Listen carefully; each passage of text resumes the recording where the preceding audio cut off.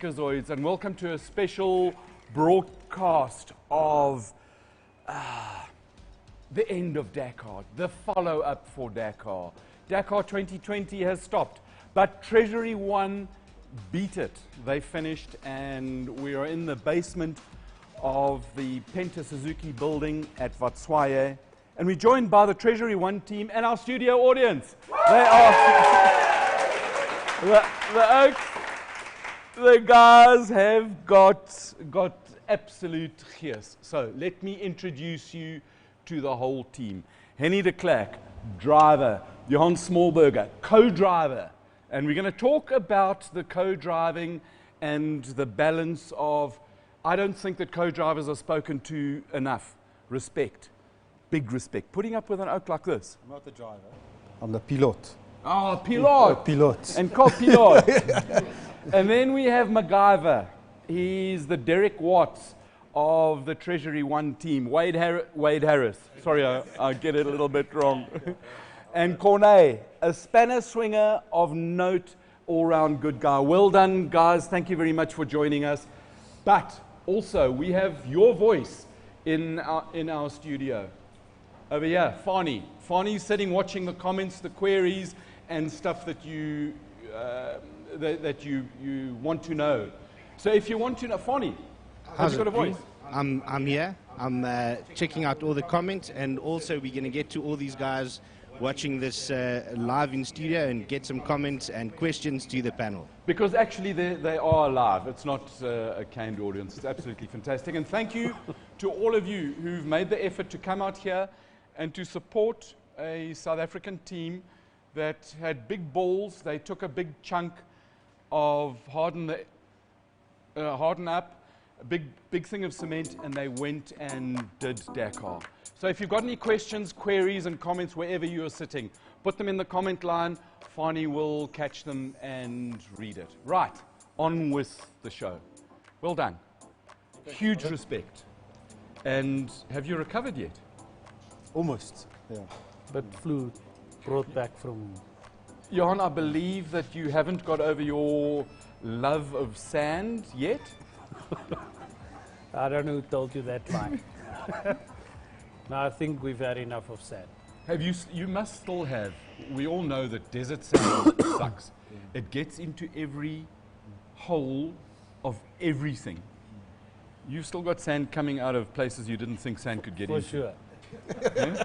Sand is not supposed to get in there. That's what they say. Yeah. Mega achievement. An emotional roller coaster. You went away. You were the reigning Dakar rookie champion, change manufacturer, change setup, new co-driver, and off you go. Huge anticipation. How much different was Saudi Arabia to South America? Significantly. I think the biggest difference that I missed from Saudi versus South America was the people. Where in South America you had a phenomenal crowd. The people just, you know, when some of the towns we went through, you drive through the towns and there was just literally thousands of people lined up next to the road. And you know, even though you were car number 40 or 50 or 60, you still felt like a hero. You know, they all applauded you, and I can remember distinctly, you know, putting my hand out, you know, and high-fiving the people. And eventually, your hand is so sore because everybody just wants to high-five you. Where in Saudi, none of that was there. It was, you know, the towns you went through, you know, Dakar didn't feature there. I think it's because early days. Phenomenal people, you know, I must say, I changed my mind a lot about, I was skeptical about Saudi Arabia. We didn't know what to expect. You know, we didn't know what because it's a culture we don't know at all. South America, at least, you know, it's a bit more European based. The thinking, you would think that. And even though it's mostly Spanish, yeah, in Dakar country in South America, there was still a sort of a semi. And I don't want to upset anybody, but there was like a we understand that the Latin culture more than we do the Arab culture. And I think that the other thing was that first time in Saudi, and we got a picture of a Saudi fan, and Where's the monitors over there? For, I mean, check this guy. Yes. Yeah. I believe that in years to come, Yes. there'll be hundreds of thousands Because you got of to them. remember, I mean, when we did 2018 was the second last year of a 10-year stint in South Yeah. America. So it was built up. This was the first year in Saudi. And there were a lot of South American competitors. Yes.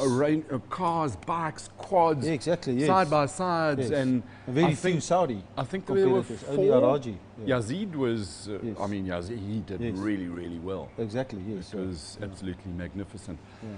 So you get there, and the nerves start settling, and your first Dakar.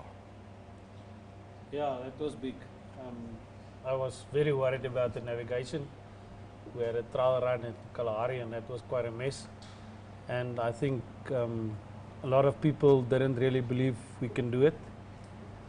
And I was very positive about it. I prayed a lot about it. And Because Hennie, you actually are, you're quite a spiritual guy. yes, And I've got huge respect for that, in that we reach out to something that is not tangible, but it helped you a lot. yeah, it gave me a lot of confidence. And I think Hennie can talk about our results as navigating team. I think what happened in the Kalahari, he also realized that it's not only the navigator. We must work well together and plan together to make it work. Because it must be those times, you know, when you go shopping and your wife, girlfriend, or significant other says to you, we must go, well, Slowly, Hennie. everybody included, no. So the chickaroo says to you, we're going here. And you go there and she says, no, but you must go here. And it's like in your ear. And then you say, are you sure? Are you sure? So there's a level of trust where if he says to you, go right, and you think you've got to go left, you actually got to listen to him. How do you get over that? Very importantly, when a navigator says, right, you go left. Always follow my hand. Follow the hand. Right. Okay, no, we'll go right. Yes. It's funny how they, but you Our never, hands are the never hands wrong. are never wrong, you know. So. Okay, so we've got a picture of a road book from this year's Dakar. And if we can stick it up there. Right, okay, so there's the thing. But I want you to pretend, here you are. And I'll start us off, and then we can go in the stage. So it's... Sorry, it's left-hand drive. Yes. Yeah. Talk. Yeah. So take us through a little bit of it. So drive, Hennie. Yes, yeah. No, talk. Not the Okay, last day Hennie. because that No, puts because off, that was bro. like... No, you didn't have any gears. We couldn't go. Yes, yeah. Talk us through, Yeah. give us a... Yeah. Take us into your Okay. cockpit. So what you've got to understand, obviously, so being privateers and amateurs, so on day one our position was 55, and then we had a brake problem and stuff like. So I'm pitching it in that is that we're always somewhere. The best position we had was 22nd on the car that we finished. That was phenomenal. Yeah, it was a good day that day. But then the trucks comes in, so you pull away. I think for 36 the next day. Overall 36 position and so forth. So there's 35 cars on day one. It was 55 cars ahead of us. So you've got to, and then you start at 30-second intervals. The top guys, the first 10 is 3 minutes, then on 1 minute, and then us 30 seconds. So you can almost the cars ahead of you. And then depending on the terrain, if it's dunes, you follow the tracks. So from a navigation point of view, it's more important for Johann to understand the terrain and to guide me around the terrain. You can fairly see where you're going. No, man. You You explaining. Give us a scene. You're in the car. Yeah. Grip, Yes. steering Yes. wheel. Yeah. So we're going. Yes. What's your yeah. book? Yes. What's yeah. your book? Right. Yes. Koi. Yeah. Yeah. 100 meters. Yes. Yeah. There's Yeah. your book. Yes. Yeah. So important. just yeah. so- Yes. Yeah. Yeah. Let's go. Yeah. Bring Just us see into what- your cockpit. Yes. Yeah. Yeah, I get to, Yeah. I'll get instructions 3 kilometers from now, we'll Yeah. turn right Yeah. at a certain Yeah. point. Yeah. And the hands. And the Yeah. hands. Yeah. Unfortunately, what's your this one is danger always hand? holding the book. Yeah. So this is But- the good hand. Yeah, but remember in Dakar, it's not about, they give you cap readings. That Yeah. makes it difficult. And a cap don't tell is you a, left is or a right. compass reading, eh? Exactly, yes. Yeah. So And when you- the driver yeah, goes and he makes a mistake, is this a valid signal? yeah. No, More verbally. yes, yeah. Okay, so hold on. No, but remember, okay, so you're working on compass, so you've got a 316, okay? So it's important for Johann. So when we're going, remember, you don't know which direction. You don't know where the sun's coming up. So I don't know if I'm going that direction. Unless, I've got a little compass here, and he's got a big one with him. So the cap says 300 meters, turn cap 90, okay? So it depends on what you do. Maybe you're doing 180 at the moment, okay? Remember, it changes all the time. Yeah. So then it helps me when he says, in 300 meters, we turn cap 90, it means it's right. And okay? have you got Because remember, a compass on that you can see yes, as well? I've also got a small one, yes, which gives the direction that we're going. Yeah. But only the degrees, not as Yes, only the degrees. Okay. Yes, not At a this round point, one, yes, I just want to, Fani, apparently there's people watching. Have you got some names there? Guys, we've got Stuart White, who's well known, watching this episode with us. Quentin Lesson. Yeah. We've got Greg Charman, guys. He's got a question for you. He says, what top speed did the Nissan run in comparison to the others? So we got up probably 181, 182 was the toppest until we had a gearbox problem, and then we dropped to 150s. Yes, it's 180 on a dirt road, it's so fast. Eh? Yeah. And the Peugeots, the Minis got 200s. So the Toyotas also got 180s, so... And we spoke to the guys in the SRT. Yes. And they was 206 was their phenomenal. bit. Yes. Just remember, if you've got any questions, comments, queries, send them in. Fani will read them out. Before we go on with the in-cockpit crew, let's talk about the outside cockpit crew. And when you guys got there, I mean, Wade, you'd been to South America a few times. So welcome to Saudi Arabia. Bit of a wake-up call? Yes, I think Saudi Arabia was a lot better than previous years. In terms of time. Time is your biggest factor in Dakar, and the speed limits in Saudi Arabia were a lot better. Trucks could go 100, cars could go 130. 80 kilometers in South America. 80 k's in South America, and 100 kilometers in a car. You would get to your bivouac after dark. You're set up in the dark. Cars would only come in at 10 o'clock on a good day. So this year's Dakar for me was an absolute dream. I mean, we got to bivouac every day in the light. We were set up before it was dark. The cars would get back early. We had one all-nighter. It was unfortunate. But the rest, we were in bed by 1 in the morning. And for me, it made it incredible. For that, it made it easier for us, for the crew. It's safer on the roads. I mean, because you're not as tired. You've got your sleep. So from the previous years, I think they've really stepped it up for the crew. For the drivers, I don't know if it was easier or harder. It looked easier from the in-car footage, I must say. It looked flat out and fast. I was wondering what Hennie was doing all the time. But yeah. But, I could go on for days about it. Everything, the bivouac itself was so much better. I mean, the food was amazing. Previous years, you would have a U-shaped eating place, and it would be open. It wouldn't be closed. And you would eat, and sand would come in your food. And the first week, it would worry you, but you're so hungry by the second week, you didn't care. You would just eat the sand. This year, it was all enclosed. It was sealed. It was warm. Saudi Air were in charge of the catering, Yes, so it was the proper Saudi Air lacquer. catering. We've actually got a picture or two of the catering, if Fritz can stick it up on the screen and you can see it. So there's breakfast with sausages and stuff, and I mean a Dakar crew marches on their stomach. Were you guys happy with the food? Yeah. I think the breakfast was a bit repetitive. The breakfast was always the same. You didn't have much bacon there, did you? There was fake bacon. Yes. It wasn't bad. I call it bacon. Yes. Corne, can you grab the lollipop? But before we get to you, we've got a bit of in-car footage that just in terms of driving through the sand and Johann's favorite subject. So Fritz is going to play the video for us. I'm not sure if we've got sound. There you go. Have a look at the monitor there.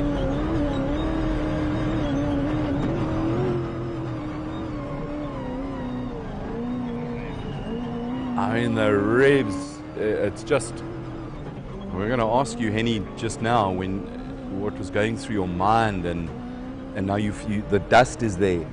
How badly does dust like that affect you, that far away? Like, check this out. Yeah, that far, not too bad, because it clears by the time you get there. But as sooner the closer you get to the car, obviously it affects more. And you can only, technically scream the car ahead of you. It only picks it up like 200 meters. And the rule is, and then the side-by-sides, a lot of the cars were not disciplined in moving over. We thought as soon as someone screamed me, I moved over because they're faster, they've caught us. Why waste the time? Yeah. And that car's long. It's 12 days, lots of kilometers. But a lot of guys, when you catch them, you scream them, and the rule says you've got to scream them 3 times, and then after the third time, within 45 seconds, if he doesn't move, then only does he get a penalty. So sometimes you get a guy, you scream him, and then he accelerates. So the trucks, they've got a trick, because we have a reverse camera in the car, but you don't see much because you've got dust behind you. So it's difficult to see, especially when there's lots of dust, someone coming from behind, and also Johann's got to monitor it all the time. But what the trucks do is exactly because they don't want you to speed up, they don't scream you. They drive on you, and then when they're literally next to you, sometimes they don't even do anything. They just pass you, and what just happened now? Or when they're next to you, then they'll scream you, tell you they're there. But then it's too late. You can't react because he's caught you. But remember, he sits high, so the dust is much less effect for him. And the other thing which they do, which is terrible, as soon as they've caught you, then they cut across the line. Then you're sitting in their dust, and they make a lot of dust. Then you have to back off because you've got no idea. You can't see, you brake, and because we've got a rule to say we don't race in the dust. If you can't see, you don't race. You drive, but it's so easy to hit a rock or to go over something, then your Dakar's over. So it's easy to lose it in the dust. You're not going to win it in the dust. Exactly, yes. Yeah. You can make a stupid mistake in the dust by overdrive. And that one day, on that stage, specifically that one, there's the guy with the Peugeot, who lost it in the dust. In the dust, yeah. I mean, it was a decontrol. There was a massive rock like this, right at the end of the decontrol. And he came out next to the other car in the dust, and he didn't see it, and he hit a rock. And they came to pick up him with a helicopter. So that's how bad. So as soon as the dust, I think, it's obviously difficult, and that's a big dangerous element. If you don't treat it with respect, you're going to feel it.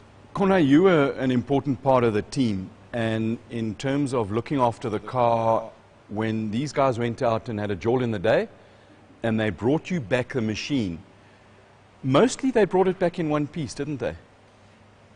Yeah, I must say, every day was Hennie and Johann did very well. Every day when they brought the car back, the car was in one piece. The bodywork was still intact, and the mechanical stuff was still working very well. And there were a few issues on the car, but we worked on it and we fixed it, and so they can get to go for another day. And yeah, before I go any further, I just want to say. There's 2 guys that's not here tonight. That's Chart and Tinus. I wish they were here, but unfortunately they couldn't come here. I just want to say thank you very much to them. They played a big role in this team, in the Dakar. And because it's very often it's just the driver who's the hero, because his name comes first, and sometimes it's difficult to talk to everybody. But without the whole crew and the whole team, the 2 of you in the cockpit, the 4 other guys outside the cockpit looking after the vehicle. You go and do your thing and drive like hell, and then you bring your baby back, they give it to them, and they massage it. Talk us through the cockpit. We're coming to your questions now, hey? If you've got questions, remember, he's your man. Talk us through. And I think there's a video of the car coming into that Musa tent you had, which I think is bloody lekker. So the car comes in. Take us through briefly your routine.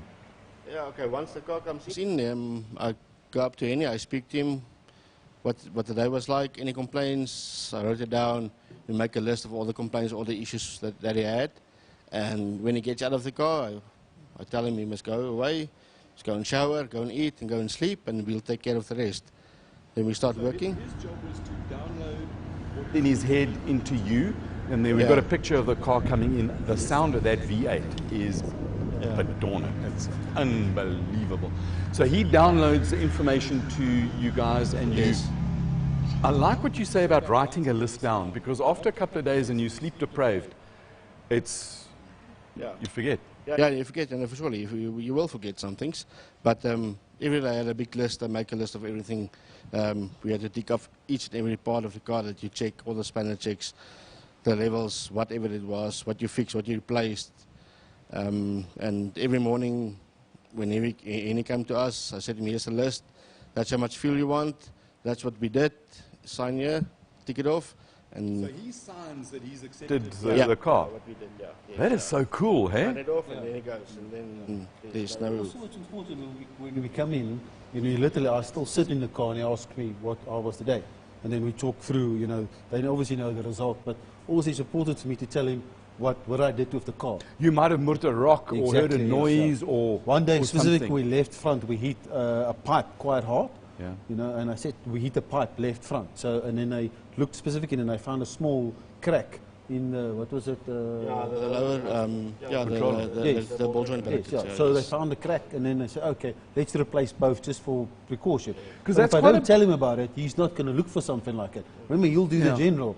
And then the other day I said, and that's when we picked up the problem with the gearbox. I said, when I came in, I said, I'm hearing something on the gearbox when I'm changing, and this is when I'm hearing it. It's either when the car's under power, or I'm accelerating, I can hear. And you hear all these things. Remember, you're spending the whole day in the car. And then I'm telling Johann, listen, I'm hearing something. Can you hear it as well? And sometimes, he's not hearing what I'm hearing because he's not that way. He doesn't listen. He's navigating and stuff like that. Then he starts listening to see if he can hear what I'm hearing. He said, okay, that might be, because Johann is quite technical, If it doesn't start when I press the button, I don't know. What is the difference? I still don't know the difference between a screwdriver and a flat and a square, or what do we call that? A star. It's a turning thingy. Yes. Renee, you wanted to say something? What was it? I forgot now. But But I give them feedback around the car. Apart from the normal list, then they go look for what I'm hearing. And then they will open the gearbox or they open the back diff, so they had to replace the diff. They had to replace the gearbox and stuff like that, because they won't know what we hear, and we might hear it. and a small it's thing difficult that you to hear. say to them, it's Yes. going "ee" or or you pick up a small vibration. One day we picked up small vibrations, just a prop shaft, but only at high speeds and so forth. So it's important that we tell them that, and then they go and look for it. But I must say, the other thing what I liked about our approach, a bit different from the professional guys, those top teams, they bring in the car. 5 minutes later, you'll never find, no disrespect around Hennie or Alonso or Carlos Sainz. They're not in the bivouac. Remember, we live in the bivouac. They go to the hotel, they relax, they've got a different life. We sit with these guys and we have coffee and they work on the car and so forth, and we go eat together. So it's a much more small team versus I want us to and talk them. about bivouac life.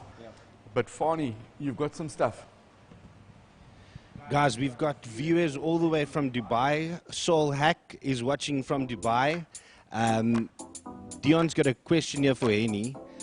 He says, Hennie, are you going to race the same car in the South African Cross Country Series as well or not? No. Hold on, you joke.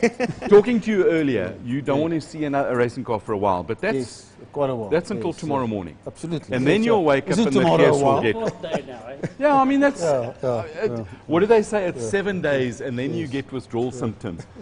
But I just want to go back. I just want to come back to you, Fani. I want to talk about Saul Hack and actually Advocate Bezuidenhout is over in Dubai for the Porsche Super Cup races. Roy Aubrey will relate to a Porker. So it's one of the first races, and it's cool to see Andre Bezuidenhout with the Team Perfect Circle. They working with Lechner Racing. So to you guys over in Dubai, have a proper race. Hey? Make it very lekker. More questions, Fani? Yeah, I've got another question here for Hennie. Zian Potgieter wants to know, Hennie, what was your favorite part of this year's race, this year's Dakar? Yeah, I think we had 3 old toppies. I call them old toppies because they are in the, well, I'm almost there, call it the early 70s. Yeah. With that T4 stopped. And I stood there with that rope. Yes. And everybody just drives past you. And some guys actually lift. So you get excited for a second and then they just put, then they go. So we stood there probably, how long did we? Half an hour to an hour, because I didn't buy an assistance package, or buy into a T4, so we had no T4 that we could call and to say, come and help us. So he stood with the rope. And when they stopped, and they said, and I ran up to the navigator's side on the right hand side. We've got a picture of that truck. But phenomenal guys. And they're Spanish guys, but the guy on the air navigator could speak a bit of English. And I said, well, our input shaft broke, we need it's about 75 k's to go. Will you tow us, And he said, no problem, and then we hooked up, yes. Yeah, there we are, KH7, yes, yeah. And then, what I like most about them, there's lots of stuff. But interesting is, so after the 75 k's, you get to the end of the stage, okay? So your time is there. We have 58 or 58 cars. We know we're dead last because of our technical problems. And then I had some money with me because you always keep money with you. I had $6,000, $6,000 in an envelope with me. So I took this money because we still had another 200 kilometers to go, and then another 13 special stages you had before we go to the podium. So at the end of that 75 kilometers, they stopped. And I thought, okay, now that's as far as the freebie is going to go. This is over. They're going to tell us mark loss. So I took the money and I ran up to the driver, and he said, no, talk to the navigator, because the driver didn't speak much English. So the guy that he got out. I believe they're Portuguese? Spanish. Yes, yeah. And your Spanish is not that good? Yes, exactly. Merci. Isn't that Spanish? No. Nino hablo español. Yes. Apparently, as long as they lisp, they can understand it. Okay.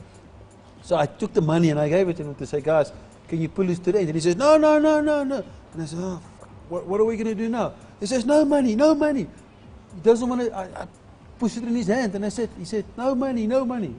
We'll take you. Don't worry. Wow. We'll pull you to the end. He insisted not taking money from us. So you went from the depths of despair, Yeah. I can imagine, Yes. truly, Yeah. to joy that strangers, but comrades, Yes. in Amazing battle. people. Yes. They were Hey? willing to stop, and they were willing to take us to the end. And like Johann said, when they pulled us at 75 kilometers, that truck could have gone much faster. Luckily, their position, they've already won their category, as a production truck and a privateers and so forth. It was a Toyota as well. No, MAN. MAN.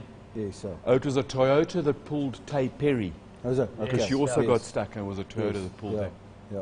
But let's quickly go back to Fonnie. You got more questions? Yeah, I've got a very interesting one here, guys. Maybe for the team.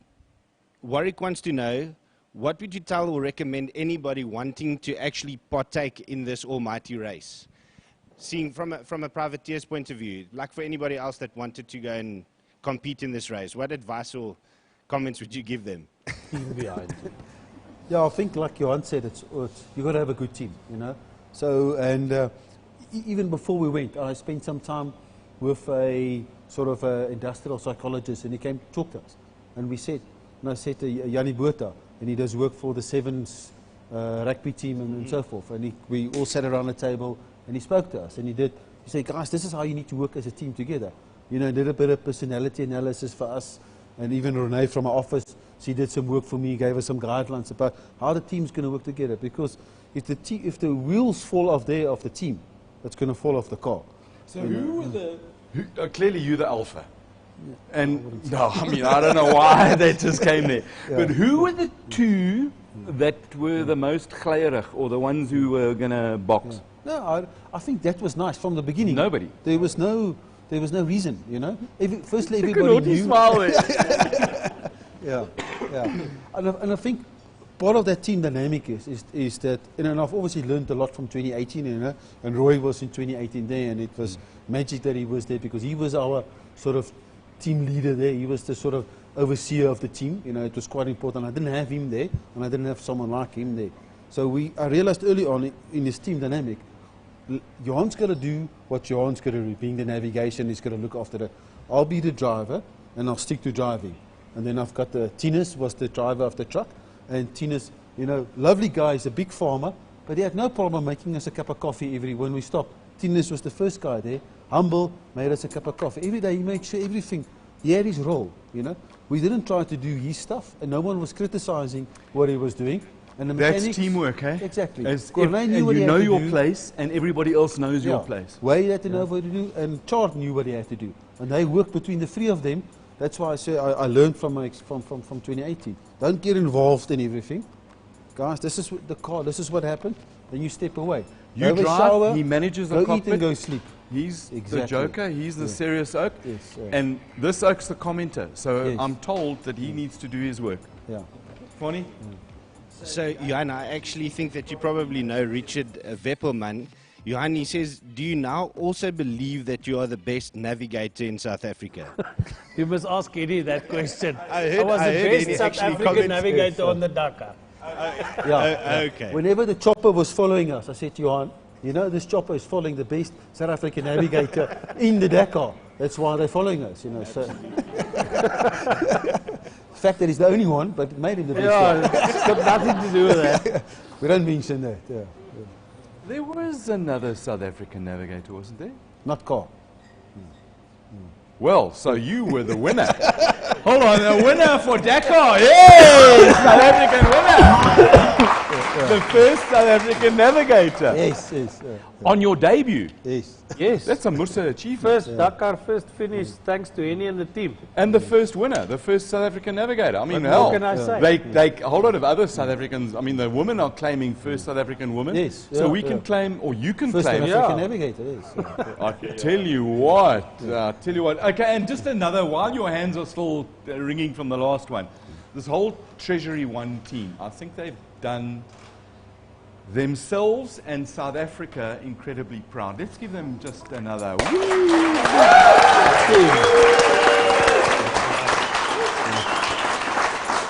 That doesn't mean we, and I have no idea what the time is, but apparently it's getting close to. Oh, we can carry on talking. The voices in my head say. So we need a question from the audience. It's coming, and not to do with the water coming out the sky.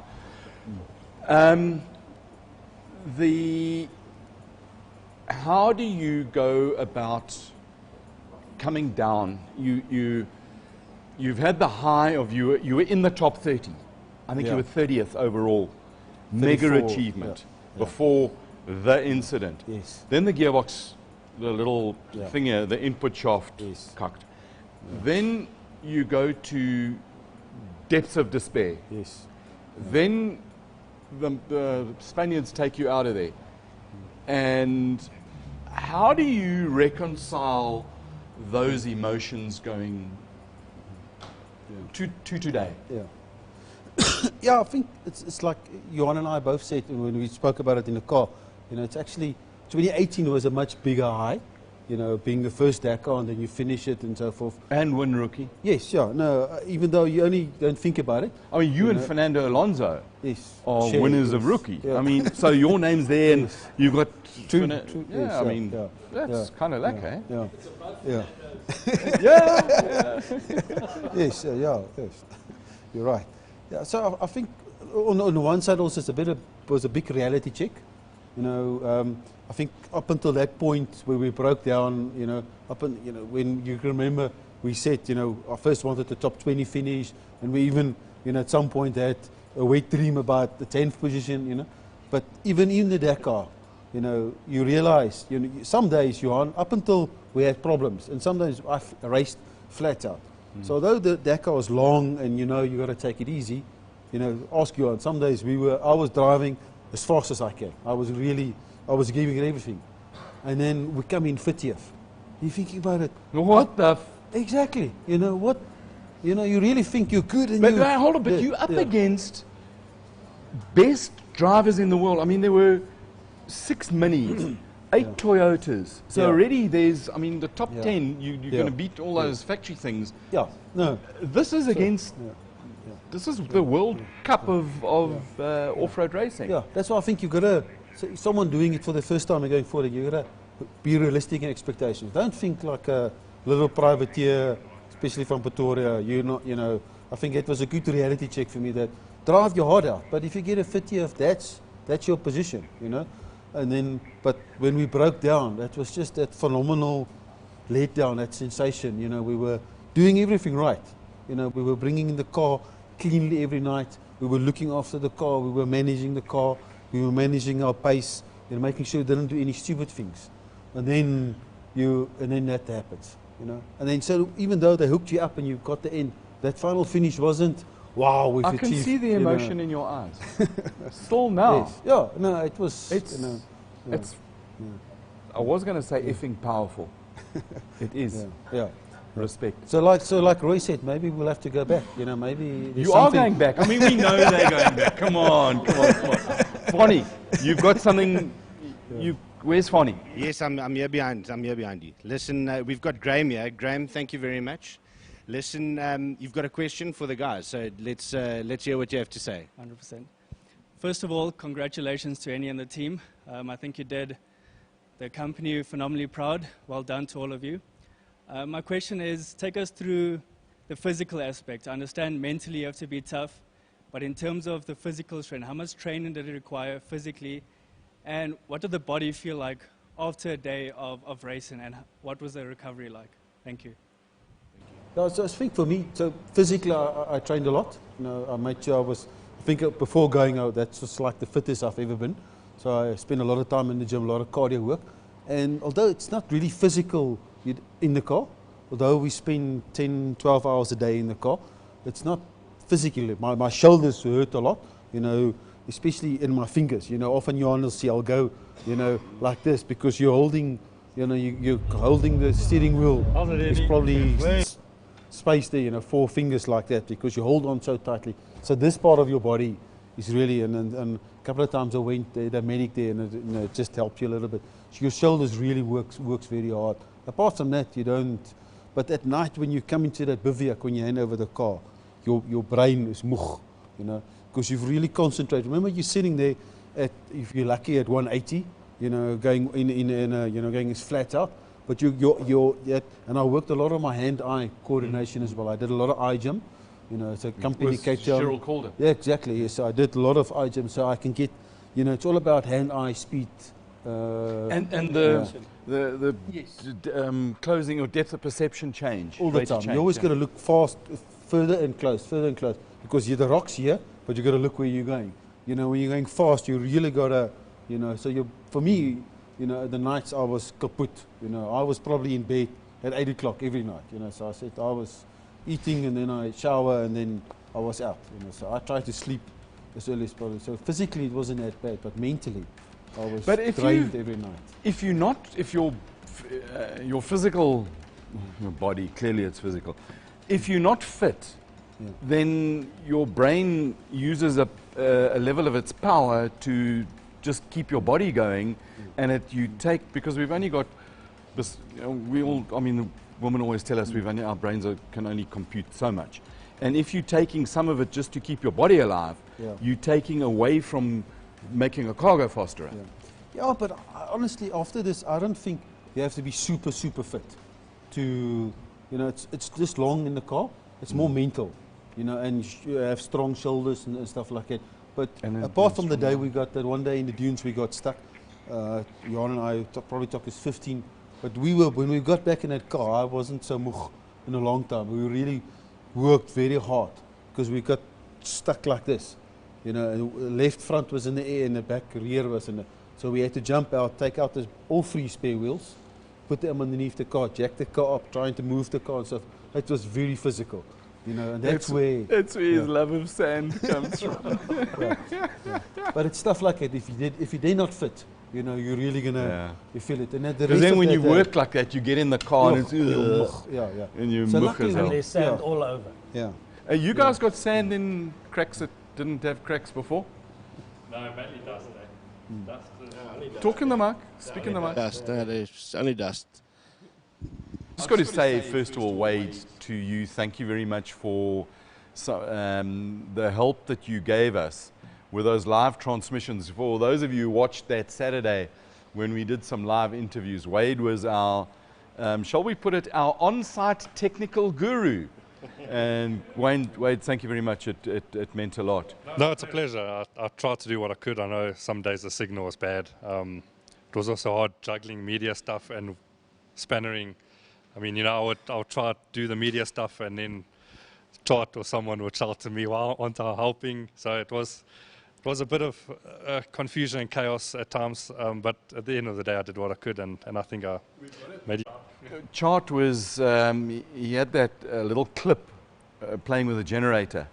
Yes. And he explains a generator, and I know our studio audience can't hear the sound. I was explaining but behind the scenes of behind the marathon scenes of stage. Or tell us about it.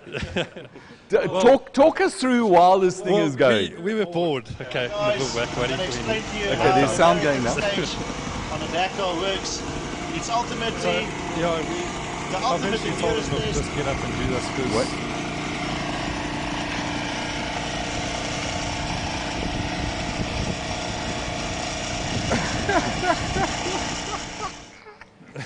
So talk us through that. 'Cause you actually So yeah, we were bored, and we got a WhatsApp from home from one of Hennie's employees in the media team saying, you know, they need a video of something of the day because they're out on the marathon stage and they got nothing to work with at home. So I was just like, well, what can we do? We're just sitting here, you know.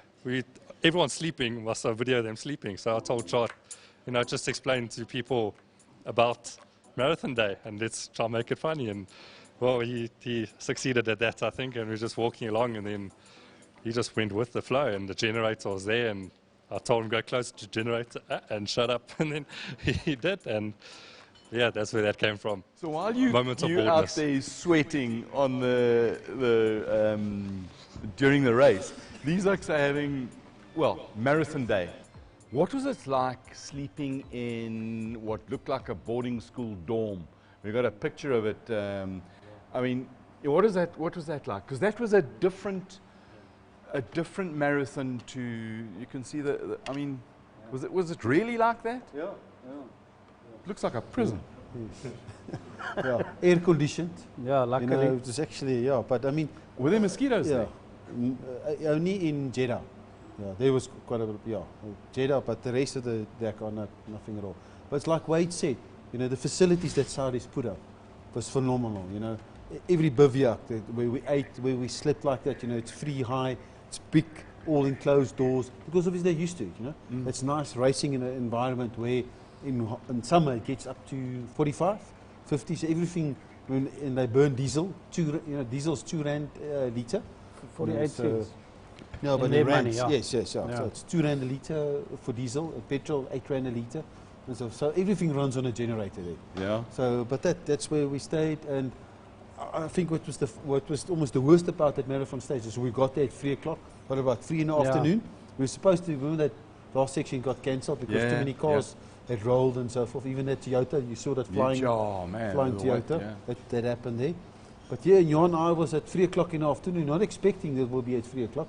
So what do? You know, you can only talk to, you know, so you know, 4 o'clock we were lying there in our bed and you had a bit of a snooze, you know, and I knew if I'm going to start sleeping now, you're going to wake up in the middle What of about tonight with all these oaks snoring around you and so forth, So, you know, you speak to people and stuff like that, but it's a bit boring, you know. So you'll take a book for you next year when you go? Problem is I finished my book. Well, you see, we got into it, but he didn't say no, not next year. So all right, so next year. Fonny, you've got another question, I'm told. Yeah, guys, I think this could actually be a nice topic to discuss with everybody. Quentin Lesson says that he thinks with a huge and successful South African contingent have created a great vibe in South African motorsport again, and I agree with him. But he says, is there a plan to convert this back to our local series, specifically the regional off-road racing? I'm not sure I understand that, but if what I do know is that the cars that raced in Dakar, like your car, the Toyotas, the CR, the Century Racing cars, CRT, they are coming back here and they will run in the South African Endurance Series. The Yes. regional series is more for, I suppose if you looked at it, and I hate English soccer, but you've got like a Premiership, sorry, it's South African cross-country series, not the endurance series, so which is the Premiership. And then you've got the first division, and then the first division would be the regional racing when the guys get really good. Then, am I right in saying that they would then go up to the South African cross-country series? We know is recognized as the most competitive cross-country series in the world. But I would say at the same time, there's no correlation between SACS and running there in Dakar.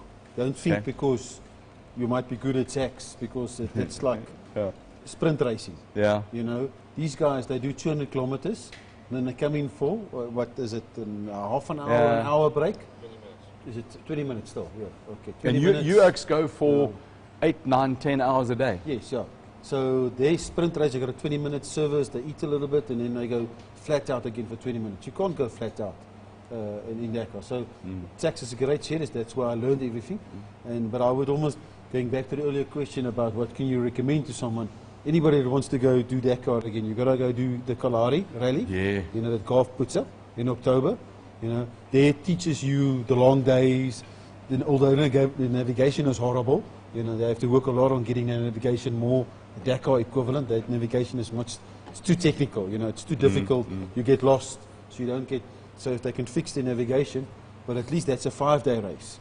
And you know you're going to look after the car, and at night your crew's going to work on the car, you're going to put up the bivouac. Otherwise, you remember, you don't know how to put up, the first time we went there, we didn't know how a bivouac works, you don't know how to pack the stuff, you don't know how to pack your clothes, you've got to do You've got to do a race to do it. Exactly, yeah. Or the Morocco. The other thing I did was the Morocco, which was a nice race. But that's not South African, you know. So that was your first race, Corne. You want to go back? Yeah, I will definitely. And you're going back? Yeah, he must come back with us. Was he fun to have there? You have to have somebody who's, check at the smile. You've got to have somebody who, a smiley boy. Why are you blushing? Is it still a suntan? No, it was good fun working with them, and definitely we'll go back again. Yeah. Well, You're going back, eh? Depends. The winning South African navigator, you going back? I think I'm retired now. No. What, for this year? No. I think I got to a stage that I've had enough. But it must be one of those, this will live with you for the rest of your life. For sure. Now, the experience you pick up in a Dakar like this, and I want to say it again, it was amazing, the team that we had behind us. These Oaks were just awesome. I've got to say, just as an outsider, the group of friends, people here, and you guys, there's a gees, there's a thing, a spirit, I don't know what it is. There's a bond. You Oaks are... We've become a family. I think of this Dakar, it's really, every time we go away together, we actually get closer, and I think it's phenomenal. It's unfortunate Johann wants to stop. No, he'll change his mind. After 7 days, he'll change. I hope so. I said to him, you know, I said to Johann, you know, it's like doing a long mountain bike race. Afterwards, you don't want to look at the mountain bike for a week or so until you're back on it again. I'm hoping it's the same case in this. You've got another question, Fonny. I've got a question here. I've got a question here from Corbaful Yun. Sounds familiar, eh? Yeah. He wants to know when and where are you presenting your Dakar medal, Hennie? What are you going to... Did you bring it with you? No, I didn't. Sorry. No, come on. Yes. Rookie era. Question from the audience. There must be one. Come on. Brave it. Brave it. Yeah, I've got one here. The oak with the shorts on. The Huey. Okay, the people that know me, my name is Lionel. I don't want to say and ask a question. I've got a question with a saying. Thanks to Treasury One. Who's the alpha? Hennie. Without Hennie, none of us could ever be part of a team that's been blessed, that's been around, that's been in South Africa, that's been twice in the Dakar. And the big thing is, thanks that you are back as you are. And when we say in Afrikaans, niemand het seer gekry. You know, being a mechanic and being whatever you are and doing what you do, something can happen. But God blessings on you. Thanks that you're back. Chop. Thanks, Lionel. Thank you. Yeah, it's really special. I see that dust has got to your eye. Absolutely. And you know what? It's emotions are good, and the emotions are strong.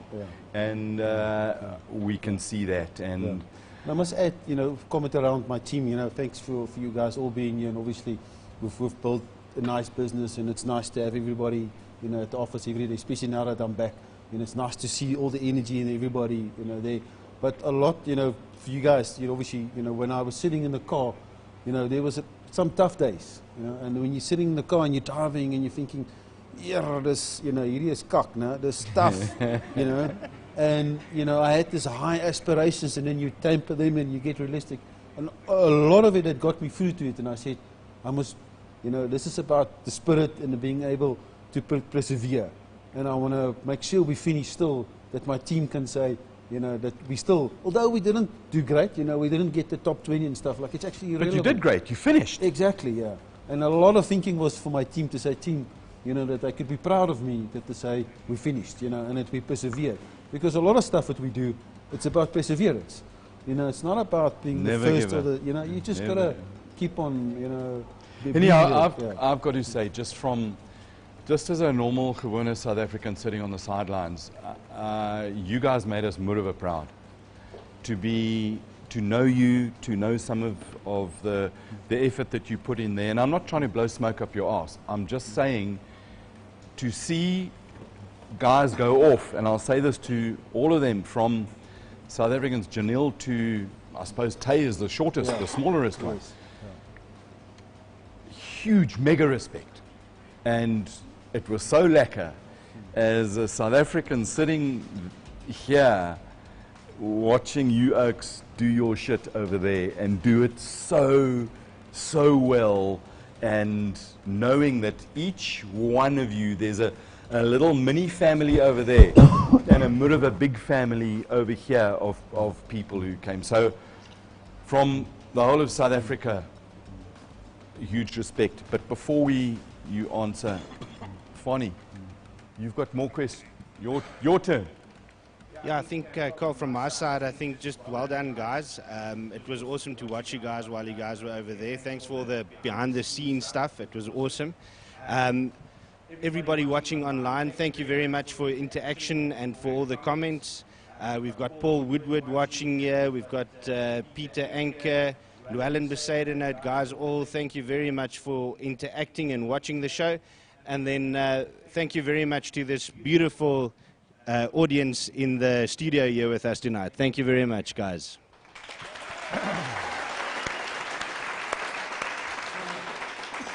So we're down here in the basement at Vatswaye, just underneath the Penta Motor Group dealership here in Menlyn. What an awesome venue. Thank you very much, Corbett. Thank you very much to the guys from Penta Motor Group. Absolutely awesome. We've got the managing director, the financial director of Penta Motor Group down here in the crowd as well. Thank you very much, guys, for hosting us. Awesome. And before you carry on, there's a story about Dakar. And I'm watching them right now. There's a story. The Dakar adventure continues. This is a frickin'... Anyway.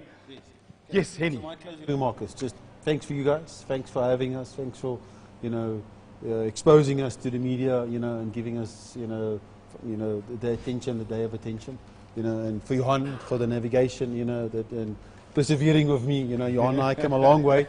You know, he's seen me grown and develop a lot, you know, personally and drivability, you know, and so forth. And Wade and obviously Corneille, you know, without these guys, you know, we wouldn't be here. We wouldn't have a car.